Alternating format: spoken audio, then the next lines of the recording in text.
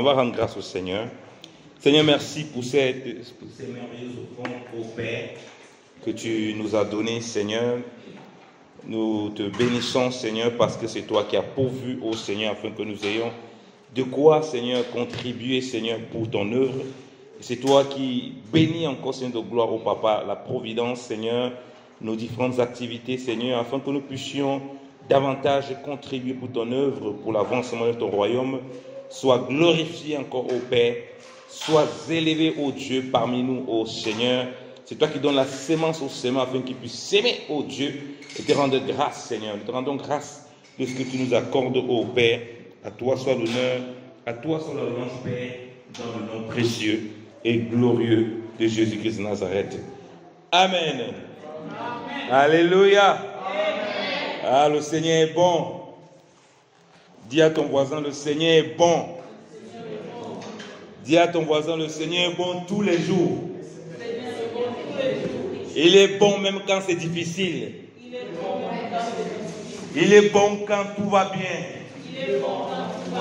Il est bon quand il pleut. Et il est aussi bon quand il fait beau temps. Sa bonté ne dépend pas des circonstances. Dis à ton voisin. Reçois encore la bonté du Seigneur ce matin. Alléluia. Bien-aimé, Dieu est bon. Même lorsqu'on a l'impression qu'il n'est pas bon, il est bon. Et sa bonté ne dépend pas des circonstances. Ce matin, je veux parler de l'Église, le merveilleux projet de Dieu. L'Église qui est le reflet de l'unité et de l'amour de Dieu. L'Église, merveilleux projet de Dieu. C'est pourquoi je parle de la bonté de Dieu. Parce que l'Église, parce que beaucoup de gens ne sont pas bien enseignés parfois sur l'Église. L'Église, c'est l'alliance de Dieu avec les nations. C'est la bonté de Dieu envers les nations.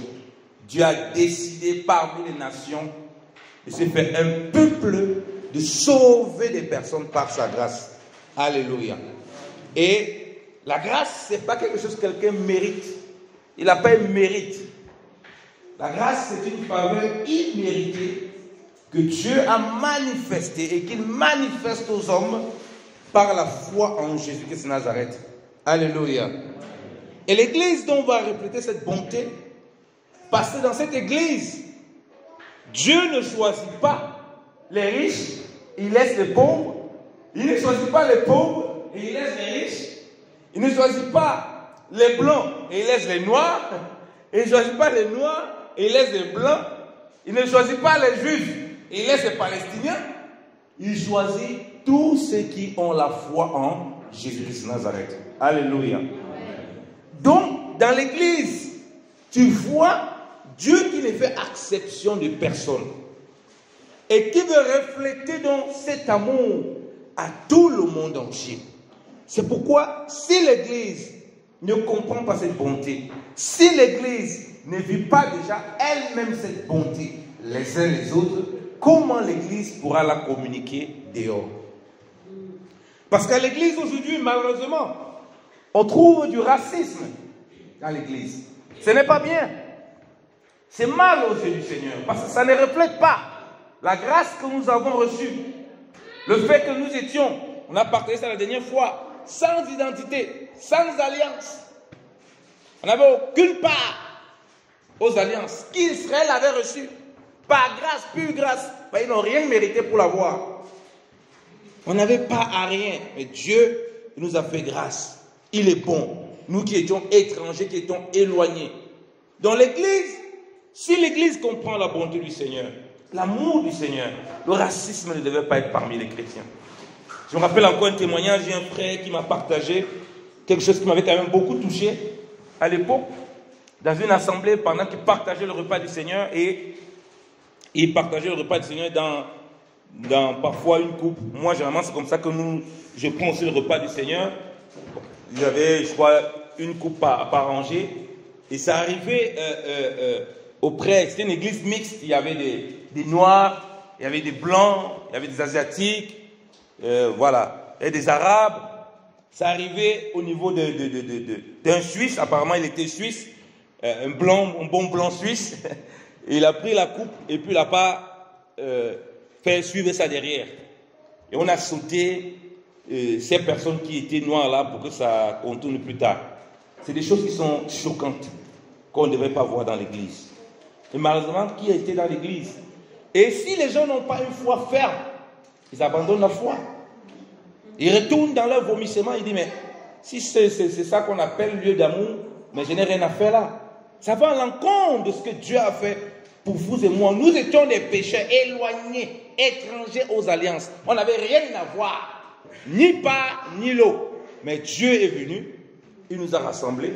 Il n'a pas choisi une tribu, un peuple en particulier. Il est venu piquer partout. Voilà pourquoi vous voyez dans la Bible, c'est des gens de toutes catégories. Les gens qui sont à l'aise financièrement, les gens qui ne sont pas à l'aise financièrement, les gens qui peuvent être blancs. C'est pourquoi dans la Bible on ne parle même pas des couleurs, que les blancs et les noirs. On parle en termes de peuples et de tribus. Parce qu'un peuple peut être représenté avec beaucoup de tribus. Et un peuple doit être représenté avec beaucoup de couleurs. Donc, il ne s'agit pas de couleurs dans la Bible, mais il s'agit des gens qui ont mis leur confiance dans le Seigneur et en qui ils s'identifient. Quand Christ vient chercher l'église, il ne vient pas chercher soit disant une église africaine, soit disant une église européenne. Non, il vient chercher son église. Alléluia. Ceux qui lui font confiance, c'est en qui ils trouvent leur refuge, ils trouvent leur amour. Il ne vient pas regarder, est-ce que l'autre là, il est africain, il est européen. Il vient regarder, est-ce qu'il est de la foi en Christ?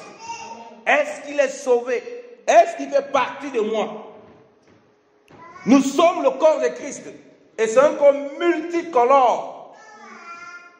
C'est un corps qui n'a pas de limite. Et c'est là, et c'est très important. C'est pour nous apprendre à aimer. Parce que dans le monde, pourquoi les gens manifestent le racisme? Pourquoi les gens manifestent la discrimination? Parce que ils ont grandi généralement comme ça. Ils ont grandi sans ouverture. Et c'est normal, on ne peut pas l'en vouloir. Quelqu'un qui a grandi, un enfant, vous voyez les gens qui sont extrêmement riches. Allez à Hollywood, les acteurs là, ils se marient qu'entre eux. C'est normal. Les enfants des stars se rencontrent entre eux, enfants des stars. Vous voulez qu'il va chercher l'enfant de quelqu'un qui est dehors pour marier comment? C'est pas possible. Il ne le connaît pas, il ne le fréquente pas, ce n'est pas son milieu. Donc à l'église, c'est différent parce qu'à l'église, je peux rencontrer des personnes et je vais me rencontrer des personnes qui viennent de différents horizons. Ça m'oblige d'avoir une ouverture d'esprit différente de celui qui n'a pas le Seigneur. Ça m'oblige.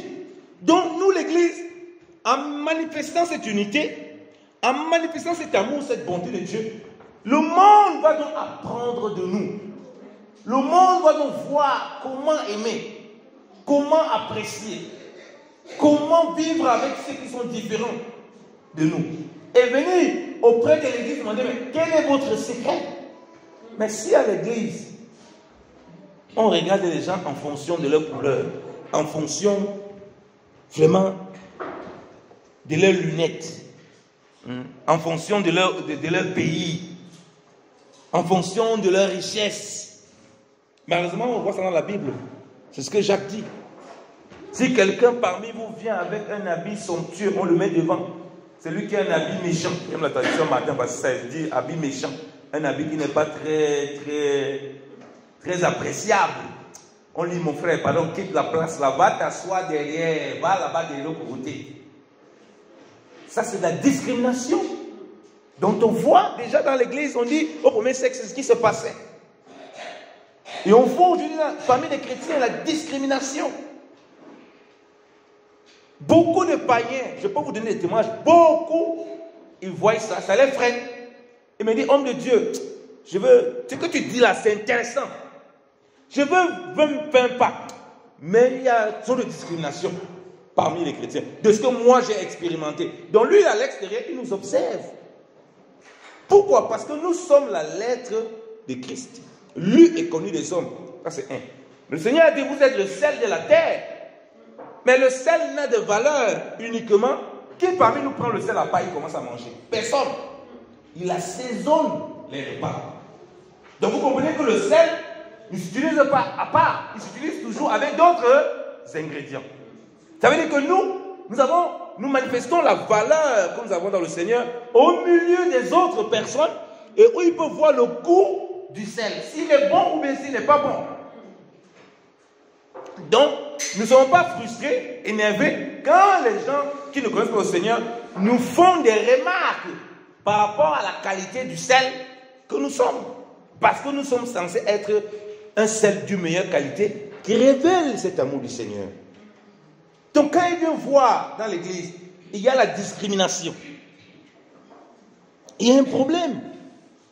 Quand il vient voir dans l'église que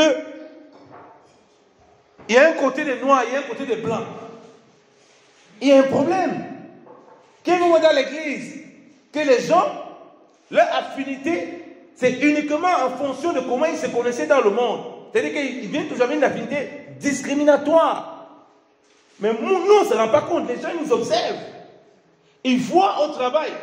Au travail, je ne suis que soi-disant avec les chrétiens. Même ça aussi, c'est discriminatoire. Puisque Christ il est venu parmi le monde. Et il était même avec les gens de mauvaise vie. Les gens qu'il ne fallait pas fréquenter. Mais nous disons que nous avons reçu le Christ. Et il y a des païens, oui, ils ne connaissent pas le Seigneur. Il faut être avec nos frères en Christ, oui. Mais il ne faut pas les délaisser. Puisque comment est-ce qu'ils vont connaître que nous sommes le sel? Comment est-ce qu'ils vont goûter au sel?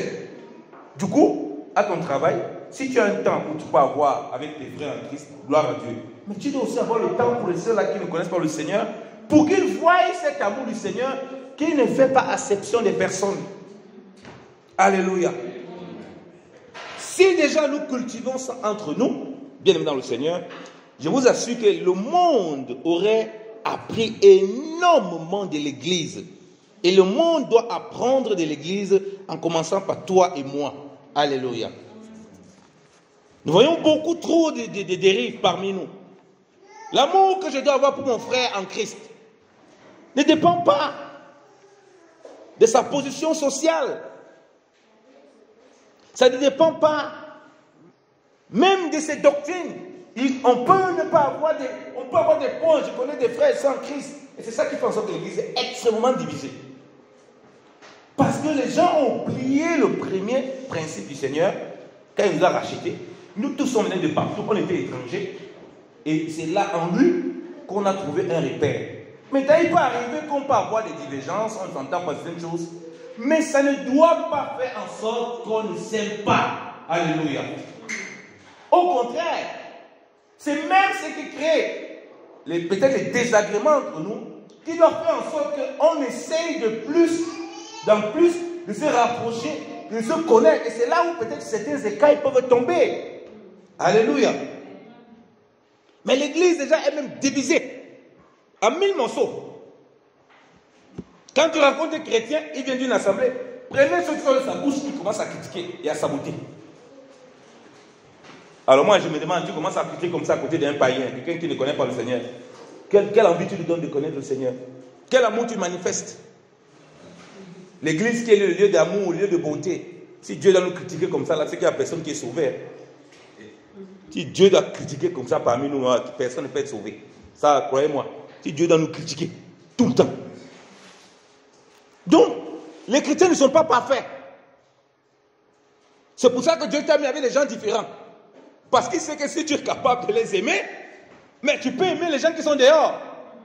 Si tu n'aimes pas les gens de ta propre maison, tu vas aimer qui est dehors. Une maman qui n'aime pas ses propres enfants, ce n'est pas les gens dehors qu'elle va aimer. Tu n'aimes pas ton propre mari, tu vas aimer qui dehors. Tu n'aimes pas tes propres frères et sœurs, tu vas aimer qui? Tu vas aimer qui? Tu ne pourras aimer personne. Tu vas t'aimer toi-même. Mais le Seigneur dit que tu aimeras ton prochain comme toi-même. Donc ça veut dire que si tu t'aimes toi-même, tu dois vraiment aimer ton prochain. Donc l'église doit accomplir, tu aimeras ton prochain comme toi-même. Parce que l'église ne s'identifie plus par rapport à son appartenance sociale, à son ennemi, à sa tribu, mais avant tout au Seigneur qui a sauvé et qui nous a réunis tous. Vous savez que toute Tout endroit où il y a les hommes, où les hommes doivent se réunir, on est tous d'accord, il y aura des frottements. C'est ça le problème. Partout où tu mets les hommes, il y aura des frottements. Mettez même deux blancs, deux noirs ensemble. Et au départ, ils vont se regarder. Ah, mon frère. Mais après quelques jours, les problèmes vont commencer. Parce que partout où il y a les hommes, il y a des frottements. Il y aura toujours des frottements. Et si tout le monde comprend, on va lire pour le chapitre 3, bien-aimé dans le Seigneur. Ce qui doit nous animer par-dessus tout, et comprendre qu'il y aura des frottements, et les frottements ne doivent pas laisser le côté animal qui veut faire la distinction, qui veut regarder, mais lui, vraiment, ah, je suis mieux avec elle parce que vraiment on se comprend. Alors que Dieu veut que tu apprennes une culture différente, une façon de faire, un repas différent. Tu as toujours mangé la raclette. Dieu veut que tu manges peut-être la chicoine des Congolais. Tu n'as pas mangé tout à la raclette. Dieu veut que tu manges, je ne sais pas, hein, les bons repas asiatiques. Parce qu'il t'a mis avec un frère asiatique et tu découvres d'autres choses et des merveilles du Seigneur au travers de ses frères. Mais si toi tu es resté seulement dans ta raclette, tu vas finir par être raclé. Donc, Dieu ne veut pas que tu restes enfermé dans des schémas. Oui, ça c'est l'amour de Dieu. Hein? Tu vas goûter des beaux repas qui viennent de partout. Tu vas découvrir des belles personnes dans le Seigneur qui viennent de partout. Tu vas voir des divergences, tu vas voir des choses qui ne te plaisent pas et d'autres qui te plaisent. Mais tout cela permet de manifester l'amour de Dieu et de te travailler. Pour que le monde vous voie et dise, oh, vraiment, ça c'est des vrais frères. On est des frères alors qu'on ne vient pas d'une même famille. Ça c'est merveilleux. D'une même famille biologique. Ça c'est merveilleux. Parvenir à vivre ça, parvenir à solidifier ça. Bien aimé, comment est-ce que les gens ne vont pas voir l'amour du Seigneur?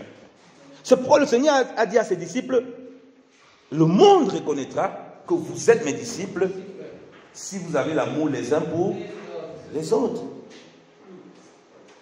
Vous comprenez pourquoi Jésus-Christ est venu prendre les gens d'abord? Il a commencé par les apôtres, des gens qui étaient des illettrés, avant de prendre des gens qui étaient très intelligents, parce que dans la société juive, parmi les pharisiens principalement, on classait les gens en fonction de leur notoriété, en fonction de leur richesse. D'abord, la preuve, ils attendaient un Messie. Ils attendent toujours un Messie qui va venir avec toute la gloire. Et c'est comme ça qu'ils vont recevoir l'homme impie. Qui va venir avec la gloire, venir de façon impressionnante, venir de façon spectaculaire. Alors qu'il est venu simplement d'une famille vraiment modeste.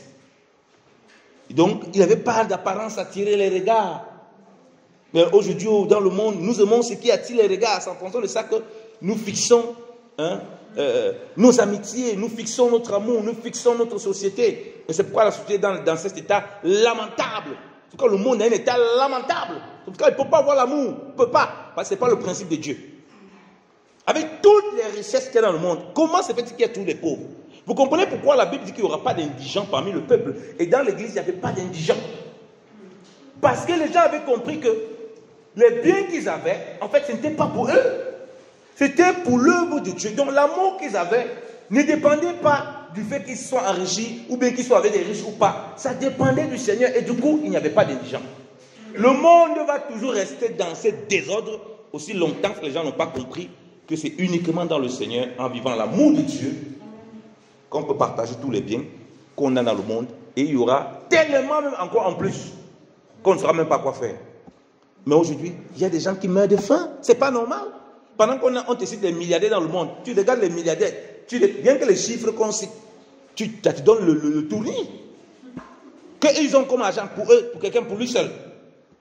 Le monde est dans un désordre comme pas possible. Parce que le monde ne vit pas à l'église. Et l'église est censée apporter ce que le monde doit vivre. Colossiens chapitre 3. On dit ceci.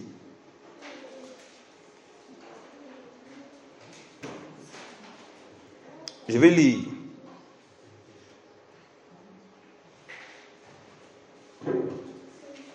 À partir du verset 8. Mais maintenant, renoncez à toutes ces choses, à la colère, à l'animosité, à la méchanceté, à la calomnie, aux paroles déshonnêtes qui pourraient sortir de votre bouche.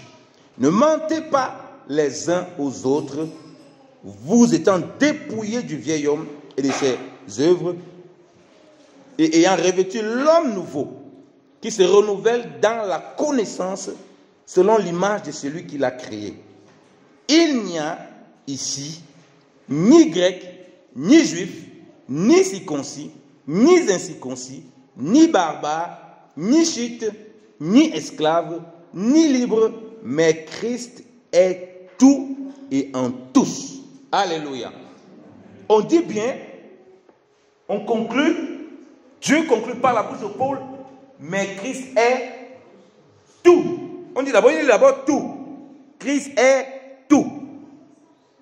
C'est parce que Christ est tout pour nous que nous pouvons être là. On ne voit plus. Quand Dieu regarde le peuple là, il ne voit pas un blanc, un noir, un africain. Il regarde ses enfants qui sont en Christ, qu'il adore en esprit et en vérité. Il regarde ses enfants qu'il s'aime au-delà des apparences physiques, parce qu'ils sont les frères. Ils viennent d'un même père. Et si on vient d'un même père, on ne dit plus, moi je suis noir, moi je suis congolais, moi je suis vraiment des églises vraiment camerounaises, moi je suis des églises martiniquaises, moi je suis des églises je ne sais pas quoi. Non, je suis de Christ. Oui, peut-être je suis d'une assemblée qui a eu peut-être plus dans l'expression de sa foi, se manifeste de cette façon, mais par-dessus tout, on a dit Christ est tout. Donc je suis de Christ. Et il est en tous.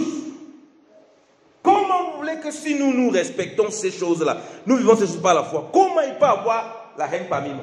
Comment? Dites-moi, expliquez-moi. Comment la haine? Puisque avant ça, on dit bien, mais maintenant, renoncer à toutes ces choses. Ça veut dire que si on ne renonce pas, ces choses sont bien présentes. Et comme il dit, malheureusement, du petit parcours que j'ai dans la foi, ces choses sont malheureusement présentes parmi les chrétiens. Et c'est un scandale. C'est un scandale. Nous devons changer les choses. Pour changer, il faut reconnaître déjà ce qu'il faut changer. On dit renoncer, ça veut dire que si on dit renoncer, ça veut dire quelque chose que, quand un enfant tient quelque chose, on veut qu'il renonce. On demande de laisser ça. C'est quelque chose qu'on voit, il y a des chrétiens qui tiennent. Il y a des gens qui tiennent. Pourquoi? Parce qu'ils sont venus dans le Seigneur. Ils n'ont pas eu l'intelligence renouvelée. Quand je vois mon frère, je le vois, c'est d'abord mon frère avant. Donc, tu es mon frère en Christ avant d'être différent de peau de moi. Alléluia. Tu n'es pas différent de peau de moi avant d'être mon frère en Christ. Ce n'est pas la même chose. Hein? Si c'est le cas, je vais d'abord privilégier ma peau. Alors que si je te vois d'abord comme mon frère, je vais d'abord privilégier ma fraternité avec toi. Alléluia. Voilà pourquoi s'il y a un problème, je vais d'abord penser, ah, c'est mon frère. Tu entends des chrétiens qui disent souvent, ah, le blanc là vraiment. Et des choses comme ça me rendent fou. C'est ton frère en Christ, tu l'appelles, quand vous avez un frottement, tu dis, ah, vraiment, le petit blanc là, vraiment, il dérange. C'est pas. On a dit des paroles déshonnêtes, c'est des paroles démoniaques. C'est ça qui crée les tensions, c'est ça qui crée la haine, la méchanceté, la jalousie. Tu as un point avec ton frère, c'est ton frère. Tu ne peux pas dire, ah, le blanc là. Tu ne parles pas de lui comme ça. Oh, vraiment, je me suis marié même. C'est même quel asiatique que je me suis marié. Ah, c'est de marier quand tu parles comme ça. Parce qu'il y a maintenant un problème, tu dis, ah, l'asiatique là. Non, bien aimé dans le Seigneur. Ce ne sont pas les paroles qui sont agréables au Seigneur. On nous dit, nous, de renoncer à ces choses. Parce que le monde qui vit la haine, c'est exactement ce que le monde y vit. Les paroles, toutes sortes de paroles grossières sortent de la bouche des hommes. L'animosité, la méchanceté. Les hommes sont méchants. Avant ces paroles méchantes. Les enfants à l'école, les paroles qui peuvent sortir de leur bouche envers les autres enfants, c'est terrible. C'est pourquoi ici, on se suscite beaucoup. Les gens en font entendre des paroles méchantes, démoniaques, diaboliques. Ben, ils sortent de la vie. C'est une pression terrible qu'il ne peut pas supporter. Bon, il y a des démons derrière, ça c'est sûr, mais ça reste d'abord des paroles que les gens disent. Avant qu'une guerre ne commence, elle commence d'abord par les paroles. On ne prend pas les armes comme ça. On commence à avoir les paroles. La guerre commence avec les paroles. Quand les gens veulent commencer à bagarrer, ils commencent avec les paroles. Les paroles commencent à sortir. L'autre commence une parole grossière, l'autre commence aussi une parole grossière. Après, ça rentre physiquement. En fait, la guerre avait commencé depuis. Ce n'est que la bagarre physique n'est que l'accomplissement de la bagarre verbale qui a commencé et qui s'enchemine. Parfois, ça commence d'abord avec les regards. Pourquoi tu me regardes comme ça? L'autre avance une autre parole grossière. Si quelqu'un n'est pas calme pour avancer une parole douce, pour s'échapper, ça va commencer à partir dans tous les sens. Quand j'étais en mission au Cameroun, là, on avait fini le programme. Je devais rentrer en Afrique. Il y a les motos, il y a les trucs de motos parfois. On s'est dit, bon, je ne suis pas trop loin, je peux prendre une moto. Il y a eu un accident devant moi, de moto. Il n'a pas suivi le truc, il n'a pas respecté la priorité. Et boum, j'ai vu, ils sont cognés. Il dit non, là je ne prends plus la moto là, parce que là, je crois que c'est un signe que Dieu me montre qu'il ne doit pas prendre la moto. Alors, je vous dis, ce n'était pas très grave. C'était pas très grave, parce que comme ayant assisté, j'ai vu que ce n'était pas très grave. Peut-être amener les personnes à l'hôpital quand même pour contrôler.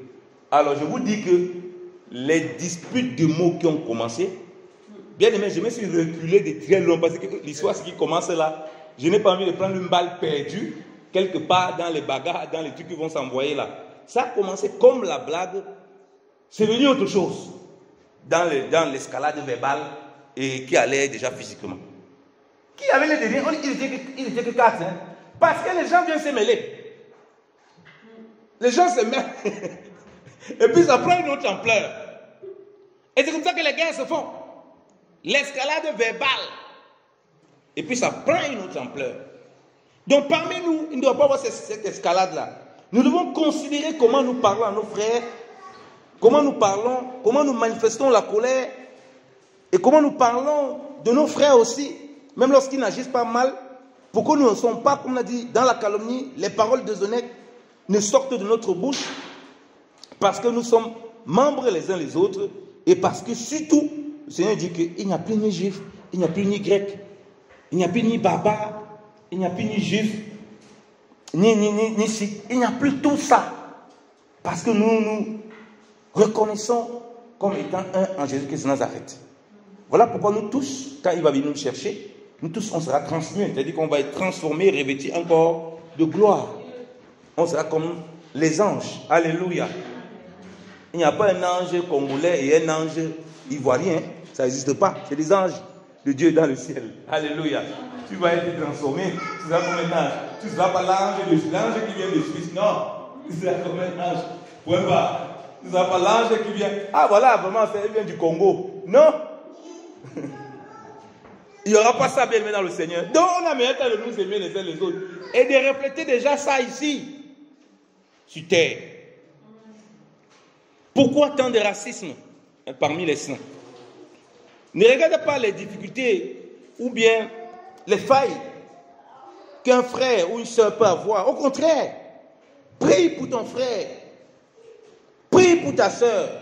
Il vient peut-être d'une autre région. Il vient peut-être d'une autre culture. Ou ils ont une façon de faire qui est différente de la tienne. C'est l'occasion pour toi d'apprendre à l'aimer avec ses divergences. Et que lui aussi, de son côté, apprenne à t'aimer avec tes divergences. Alléluia. Avec des choses qu'il voit, bon, il n'est pas tout à fait habitué. Parce que ce n'est pas toujours évident. On a une certaine habitude, une façon de faire, dépendamment de l'endroit où on vient. Ce n'est pas du jour au lendemain que tu vas changer ça. Ce n'est pas du jour au lendemain. Donc, considérons nos frères partout où ils sont. Ce sont tes frères. Partout. En Christ, ce sont tes frères. Peu importe où ils se trouvent. Tu dois les aimer. Il te dit qu'il est un enfant de Dieu. Tu dois l'aimer comme ton frère avant tout. Si tu es capable de le faire, tu peux aimer les gens qui ne sont pas tes frères. Oui, Dieu va te donner la capacité de les aimer. Et de ne pas regarder à leur couleur de peau, à leur rang social, à ce qu'ils ont gagné, à s'ils sont riches ou ils ne sont pas riches. Non. Et quand je vais en mission, et parfois beaucoup de gens ils sont choqués. Moi, je ne cherche pas à regarder comme me mettre dans une condition, je ne sais pas quoi. Non. Je dors là où, comme le Seigneur envoie les disciples. La maison où on vous reçoit, ben, là-bas, dans cette maison, laissez votre paix, dormez là-bas. Jésus n'a pas identifié la maison, il n'a pas dit, allez, quand il les envoie avec les brebis perdues d'Israël, quand ils commencent à prêcher l'évangile, parce que c'est encore ce temps-là qu'ils doivent le faire. Il n'a pas dit, allez vers la maison des riches. Il n'a pas dit dans la maison d'Israël, là, triez ceux qui sont blancs. Parce qu'Israël n'est pas blanc. Il ne faut pas voir l'Israël aujourd'hui, là, vous croyez que l'Israël est blanc. Israël dans la Bible n'est pas blanc. Israël dans la Bible, c'est une multitude de gens qui viennent de partout. Qui forment Israël. C'est pas parce que maintenant on voit les blancs, on va croire qu'Israël est blanc. Et c'est pour ça que beaucoup d'Israélites qui ne comprennent pas ça persécutent les Israélites qui sont éthiopiens. Beaucoup d'Éthiopiens sont des Juifs. Et ils les persécutent à cause de quoi? De leur couleur de peau. Israël n'est pas blanc. Israël, dans la parole de Dieu, c'est une multitude de peuples qui descendent d'Abraham. Et là-dedans, tu vois les enfants d'Israël. Tu vois que, j'aurai l'occasion de partager sur ça, et on va développer ça. Tu vois que les propres enfants d'Israël qui sont composés, là, dans la maison de Jacob, il y a les enfants qui viennent des servantes, donc qui ne descendent pas du tout de la famille de Jacob. Donc ils n'ont rien à voir avec Léa et Rachel, qui sont des servantes d'autres nations. Donc c'est un composé. Donc ce n'est pas qu'on a pris, parce que tu vois Abraham et Sarah, oui, là tu prends Abraham et Sarah, tu vois maintenant Rebecca et Isaac, tu vois la même famille, mais quand tu viens à Jacob, ce n'est plus pareil. Tu vois que Dieu rajoute d'autres. Tu vois que Judas, il s'est marié avec une étrangère. Et même ses enfants, il donne à une étrangère. Tu vois que ceux qui sont partis en Égypte, c'est tous ceux qui étaient dans la maison de Jacob, d'Israël. Plus de 70 personnes, tous. Servantes, la Bible te précise très bien, les servants des serviteurs, c'est eux qui formaient la maison d'Israël. Et c'est eux qui sont multipliés. Il n'y a pas là-bas noir, il n'y a pas non. Israël c'est blanc, Israël c'est noir, non. Bah, certains aussi noirs encore exagéré. Ils ont dit qu'Israël c'est que les noirs. Une bêtise comme ça. Ça n'a rien à voir. Israël c'est une composition de peuples dont tu as la racine qui vient d'Abraham. Israël physique, selon les Écritures. Donc ce n'est pas que des blancs, ce n'est pas que des noirs, c'est de tous. Voilà pourquoi Christ lui-même était métis. Mélangé de partout, parce que dans sa descendance, il y a même une Cananéenne, vous le savez, Rahab. Donc, dans sa descendance, il y a plusieurs. Donc, il est une composition de peuple. C'est pourquoi l'Église, qui est la figure du salut de Dieu, comme j'ai dit, par Jésus-Christ, c'est les peuples et les nations. Parce que la nation d'Israël elle-même représentait cela.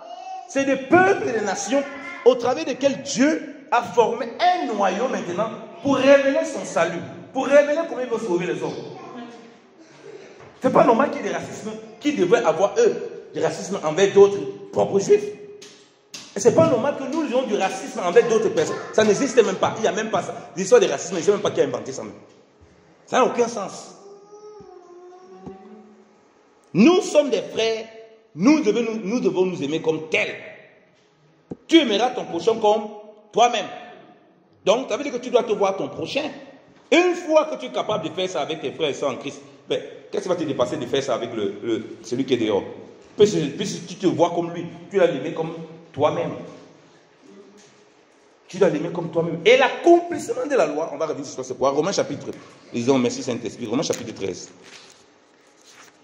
Romains chapitre 13. Regardez ce que la Bible dit, merci Saint-Esprit.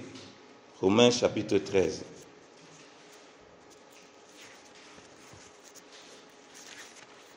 On va le lire. J'ai envie qu'on le lise. On va revenir sur notre texte là-bas. Il dit ceci. On dit au verset 8. Ne devez rien à personne, si ce n'est de vous aimer les uns par les autres. Car celui qui aime les autres a accompli la loi. Ne devez rien à l'autre, Ne deviez pas le racisme. Ne deviez pas la discrimination. Que personne ne dise, oh, tu as été discriminatoire. Oui, tu m'as regardé en fonction de ma couleur de peau. Oui, tu m'as regardé en fonction de mon rang social. Oui, tu m'as regardé en fonction de comment je suis riche ou pauvre. Oui, tu m'as regardé en fonction de comment j'ai réussi les diplômes dans le monde où je n'ai pas réussi. Non. Ne devez rien à personne. Si c'était de vous aimer, les uns les autres. Rien à personne de nous aimer les uns les autres. Et c'est en Christ. On dit, celui qui fait ça, il a accompli la loi. Donc l'accomplissement de la loi se retrouve qu'on est capable d'aimer les uns les autres comme Christ nous a aimés. Il n'a pas regardé, celui c'était un bandit, celle-là c'est une bandite, celui c'était une prostituée, celui-là c'est un Camerounais. Vraiment, je vais rien entendre des Camerounais. Comme certains disent, oh les Camerounais, je ne veux rien entendre. Celui-là, celle-là vraiment, elle est, je ne sais pas de quel pays là, vraiment lui il est bizarre, je ne veux pas. Non, il n'a pas fait de distinction. Il a versé son sang pour toi et moi. Pourquoi le racisme, on vient nous amener ça dans l'église? Pourquoi on vient amener les couleurs de peau dans l'église? Il est peut-être différent, avec une culture différente, des choses différentes, mais ça reste mon frère. Alléluia. Et Dieu dit de ne voir rien à personne. Au verset 9, il dit, en effet, les commandements, tu ne commettras point d'adultère, tu ne tueras point, tu ne déroberas point, tu ne convoiteras point, et ce qu'il peut y encore avoir se résume dans cette parole, tu aimeras ton prochain comme toi-même. L'amour ne fait point de mal au prochain, l'amour est donc l'accomplissement de la loi. Alléluia. L'amour ne fait point de mal au prochain. L'amour ne peut pas prendre les bombes pour bombarder sur quelqu'un, ce n'est pas possible. L'amour ne peut pas pousser quelqu'un à faire ça. C'est impossible. L'amour ne peut pas me pousser à faire du tort à quelqu'un parce qu'il m'a fait du tort. Non.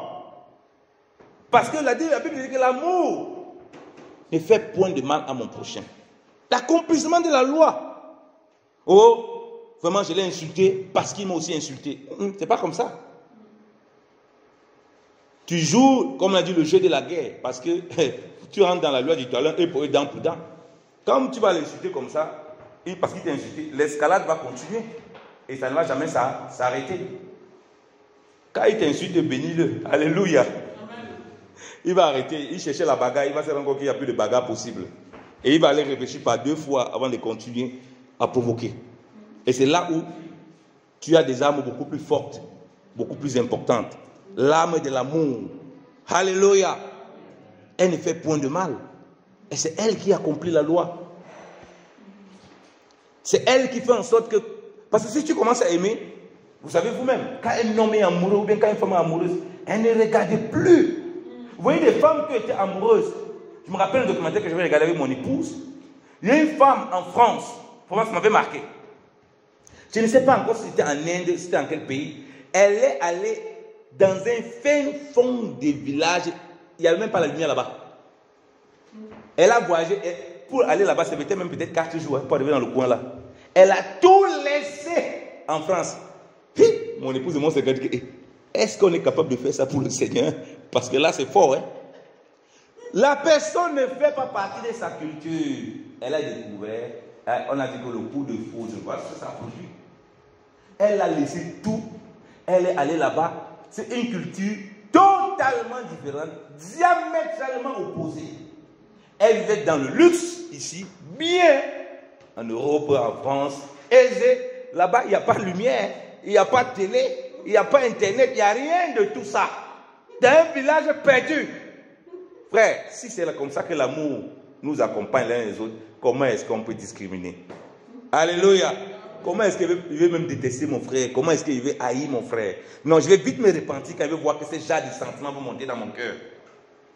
Parce que l'amour qui m'anime va faire en sorte que je ne voie plus ces barrières-là.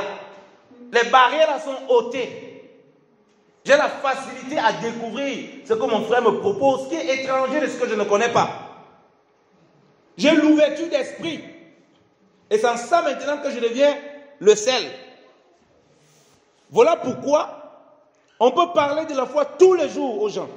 Tous les jours. À tout moment, on répète, on répète.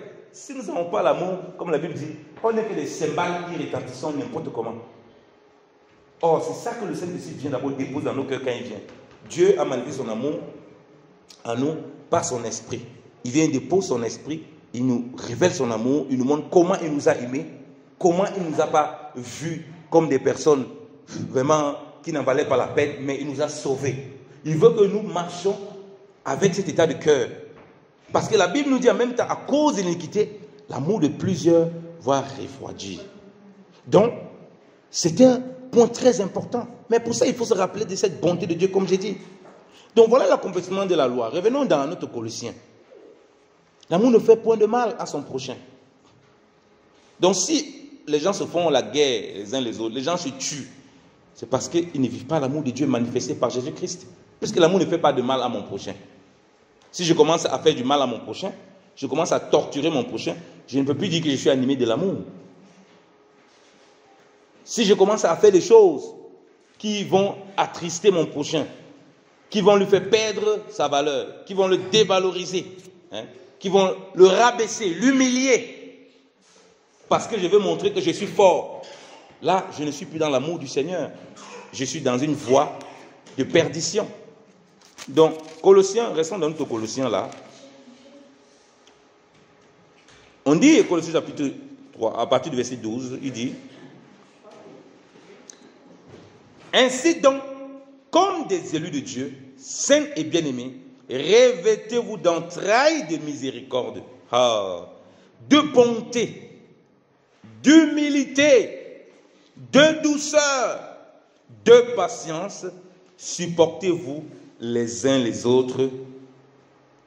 Et si l'un a sujet de se plaindre de l'autre, pardonnez-vous réciproquement, de même que Christ vous a pardonné, pardonnez-vous aussi. Mais par-dessus toute chose, revêtez-vous de l'amour qui est le lien de la perfection. Alléluia. Vous voyez qu'on a dit de renoncer à l'animosité, à la colère, aux paroles déshonnêtes, à cette méchanceté qu'on voit dans le monde.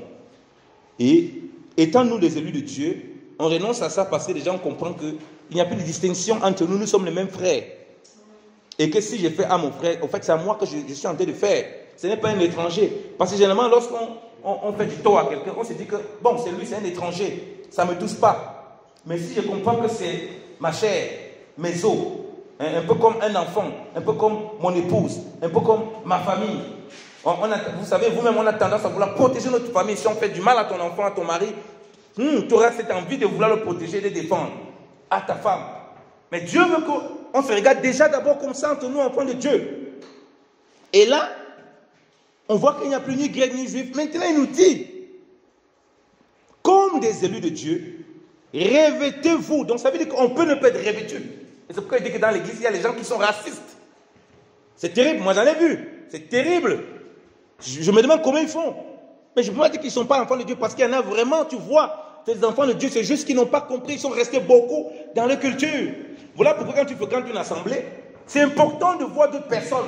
Tu ne peux pas rester seulement avec les mêmes gens, tout le temps. C'est important de découvrir d'autres raisons. Si tu es sur une assemblée où il y a des gens qui viennent peut-être de la même région, du même milieu, tu peux être très enfermé et très fermé dans ton esprit, si tu n'es pas ouvert d'esprit, parce qu'il y en a qui sont là, peut-être dans une même communauté où ils viennent peut-être du même lieu, mais ils sont ouverts d'esprit. Mais c'est très peu généralement. Parce que ça enfonce cet état d'esprit où ils ne sont pas ouverts et où ils peuvent avoir des comportements discriminatoires, des comportements racistes, même sans s'en rendre compte. Ou lorsqu'il y a un problème, les paroles qu'ils vont donner, comme on a dit, les paroles déshonnêtes qu'ils vont donner, vont révéler qu'il y a un problème dans ton cœur, mon frère. On dit donc d'être revêtu. Ça veut dire que ce n'est pas évident. Ce n'est pas quelque chose qu'on a automatiquement, puisqu'il faut revêtir. Ça veut dire que parfois on n'a pas. C'est comme un vêtement. On nous présente ici ces vertus du Seigneur. Quoi? De miséricorde, de bonté, d'humilité, de douceur, de patience, comme un revêtement que vous et moi, on doit avoir. Si on s'identifie qu'il n'y a plus ni grec, ni juif, ni barbare, ni chiite, ni qui que ce soit, voilà, il n'y a plus ça, il n'y a plus de distinction parmi nous. On est la même famille, on est des enfants de Dieu, on est sauvés, alléluia. L'autre parle hébreu, alléluia. L'autre parle chinois, alléluia. L'autre parle japonais, l'autre parle arabe, l'autre parle congolais, mais tous on se retrouve en Jésus-Christ de Nazareth. On a un même langage, c'est le langage du ciel, c'est le langage de Dieu, c'est le langage d'amour, c'est le langage de patience, c'est le langage de miséricorde. Alléluia. Qu'est-ce qui va nous freiner? Rien ne peut nous freiner. Rien ne doit nous freiner. Mais il faut revêtir. Il faut prier le Seigneur. Parfois, nous manquons de miséricorde envers les uns les autres. Il faut prier pour manifester la miséricorde de Dieu envers l'Église. Surtout quand nous voyons l'état lamentable, comme je dis, dans lequel parfois on se trouve, dans cet état de discrimination, dans cet état de racisme. On n'est pas habité par ça. On ne crie pas à Dieu dans la prière pour cela. Et on se trouve, on se considère différent des autres, alors que Christ est celui qui doit nous réunir. De bonté. De bonté. Ah, ça veut dire que la bonté n'est pas automatique. Croire que la bonté est automatique, comme ça te déclenche d'un coup, c'est faux. Puisqu'on dit que soyez revêtus. C'est quelque chose que je vois, ah Seigneur, je peux me retrouver et je manque de bonté. Oui, bien aimé, on peut se retrouver, on manque de bonté. La Bible dit que d'être bon comme le Seigneur est bon. Plus dans la bonté que le Seigneur est bon. Donc, je prie aussi pour ça, Seigneur. Que mon cœur manifeste juste ta bonté envers mon frère. Envers mon frère, envers mon prochain. Déjà envers mon frère, que je puisse déjà être bon avec mon frère. Si je suis bon avec lui, automatiquement tu me donnes la force, la capacité d'être bon avec celui de dehors. L'église est un merveilleux projet. Un projet où tu as réuni des gens qui étaient sans espérance, sans avenir, qui viennent de partout, qui ne se connaissaient même pas, mais qui parviennent à se connaître à cause du Seigneur. Alléluia. Ils se connaissent, ils se fréquentent à cause de l'amour de Dieu. Et Dieu ne veut pas que ça s'arrête, qu'ils se connaissent comme ça à distance. Vraiment, chacun reste dans son coin, vraiment, reste un peu à distance. Parce que moi, je suis un noir, je ne me mélange pas avec les blancs. Je suis un noir, je ne me mélange pas avec les asiatiques. Moi, vraiment, je suis un homme riche. Je ne marche pas avec n'importe qui. Même si tu es blanc comme moi, on marche ensemble parce que toi, tu es un pauvre. Moi, ou bien, bon, vous savez que parfois même, ce qui est bizarre, c'est que lorsque les intérêts sont là, les intérêts priment, on oublie le racisme. Un noir et un blanc, même si les deux sont racistes, ils vont s'entendre parce qu'il y a l'argent, qu'il y a un intérêt en commun. Là, ils vont s'entendre. Le jour où l'intérêt en commun disparaît, là, le racisme revient. Mon frère, je vais même pour marcher avec toi. C'est toi-même qui me porte malheur. Vraiment, prends ta route là-bas et prends ma route ici. Parce qu'ils sont là que pour les intérêts personnels. Mais nous, ce n'en est pas ainsi. Alléluia. La bonté du Seigneur nous remplit. La bonté du Seigneur, nous la manifestons parmi les gens dans le monde. Les gens doivent voir une église qui manifeste l'amour du Seigneur, qui manifeste cette bonté, qui révèle comment Dieu est bon, comment Dieu est amour. Dieu nous a aimés le premier. Il est venu par Christ pour nous sauver. Pourquoi ne pas manifester cet amour et pourquoi ne pas désirer manifester cet amour? Et c'est une fois on est rempli de miséricorde, de bonté, d'humilité, de douceur, de patience, qu'on dit maintenant au verset 13, supportez-vous les uns les autres, et si l'un a sujet de se plaindre de l'autre, pardonnez-vous réciproquement, de même que Christ vous a pardonné, pardonnez-vous aussi. Alléluia. Bien aimé, si je n'ai pas rempli de miséricorde, de bonté, supporter, on a parlé ici supporter, parce que les gens viennent de différentes cultures. Moi, par exemple, je sais que je parle vite. C'est pas facile de m'écouter, hein, je sais. Il faut prier pour moi. Peut-être parfois vous n'allez pas comprendre ce que je dis actuellement, parce que à vos oreilles, ça passe comme le TGV. Mais Dieu va vous donner l'intelligence, la sagesse de me réécouter et de capter ce que j'ai dit. Alléluia. C'est vrai, il y a d'autres personnes qui me disent qu'ils ont besoin d'écouter 3 fois avant de comprendre. Je peux vous rassurer. Moi, pareil, il y a des gens que j'ai du mal à comprendre. Mais à cause de mon travail, je suis obligé de les écouter. Des collègues américains, ils ont un anglais bizarre, avec un accent bizarre. Mais pendant la réunion, je ne peux pas passer le temps à dire, qu'est-ce que tu viens de dire là? Je suis obligé de tendre l'oreille et de prendre des notes et m'adapter. Je ne vais pas choisir ce collègue. Et je l'ai trouvé dans l'entreprise comme ça.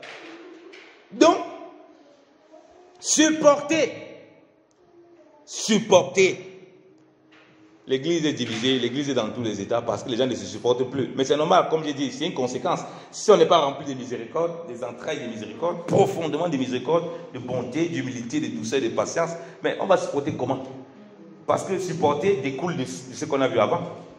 Tu vas supporter comment quelqu'un quand tu n'as pas de patience, quand tu n'as pas de douceur? Tu ne pourras pas. Tu vas pardonner quelqu'un comment quand tu n'as pas de douceur, quand tu n'as pas de patience? Voilà le beau projet de l'église. Ça, voilà vraiment l'église, vivre ça pratiquement, c'est ça véritablement où le Seigneur attend l'église. On peut connaître beaucoup de choses. L'église, on connaît les choses. Hein. Oh, tu vas chercher un chrétien le soir, il va te raconter les histoires dans la Bible, il va te raconter les choses.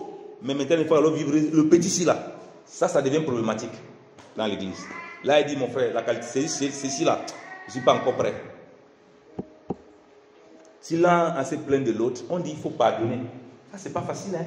On ne dit pas, non, on va le voir. Chrétien, on aime beaucoup Matthieu 18. Si ton frère a péché contre toi, va, appelle-le. Ça, c'est pour les bébés. Ça, c'est pour les bébés spirituels. Pour celui qui est mûr, on dit non. Si tu as sujet à te plaindre, pardonne, comme Christ a pardonné. Ça, c'est difficile. Hein? Ça, c'est très difficile. Il faut être mûr pour ça. Mais pour ça, il faut désirer d'être rempli de miséricorde et de bonté. Dieu ne fait pas exception. Il n'a pas choisi des Suisses seulement. Il n'a pas choisi des Français seulement. Il n'a pas choisi des Africains seulement. Il n'a pas choisi des Noirs seulement. Il n'a pas choisi des Blancs seulement. Il n'a pas choisi des Italiens seulement. Il a choisi son peuple, ceux qu'il aime et qui s'identifient en lui, peu importe leur couleur, peu importe leur rang social, vraiment, peu importe ce qu'ils sont dans la vie, comment ils y parviennent, peu importe, mais l'amour de Dieu est répandu dans leur cœur. Et il veut que l'Église, donc, si elle rayonne comme ça, elle montre aux hommes, au monde, voilà comment le monde doit être.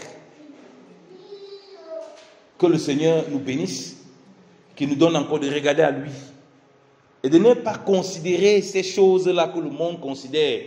Le racisme n'a rien à faire parmi nous, la discrimination n'a rien à faire parmi les enfants de Dieu.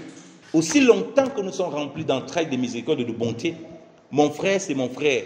Même s'il a un nom italien, même s'il a un nom congolais, ça reste mon frère.